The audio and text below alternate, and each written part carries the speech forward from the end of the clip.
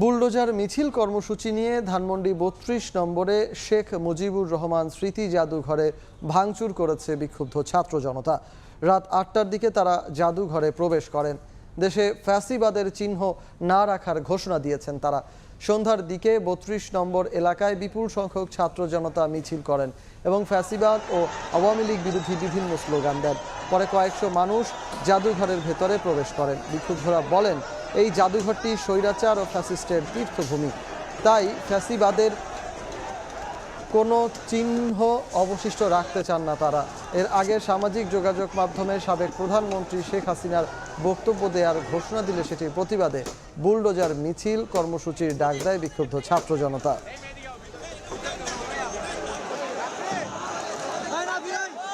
শেখ মুজিবের বাড়িকে আজকে মানুষ স্বৈরাচারের প্রতীক হিসেবে ধরে এটাকে মানুষ গুড়িয়ে দেওয়ার জন্য এবং প্রতিবাদ স্বরূপ মানুষ এখানে এসেছে। ধানমন্ডি ৩২ থেকে শিক্ষা নেওয়া উচিত, যেন আগামীর প্রজন্ম সামনে যেন কেউ সন্ত্রাসী কার্যক্রম নিয়ে, অন্যায় নিয়ে, অপরাধ নিয়ে, চাঁদাবাজি নিয়ে, ভাঙচুর নিয়ে যেন কেউ সামনে আসতে না পারে। আওয়ামী লীগের ইতিহাস হচ্ছে খুন, গুম, নির্বাচনে আপনার কারচুপি করা, এগুলার ইতিহাস। আমি কোনো দল টল কিছু বলবো না, যাদের ভিতর মানবিক রক্ত আছে তারা এদেরকে অবশ্যই ঠেকাবে।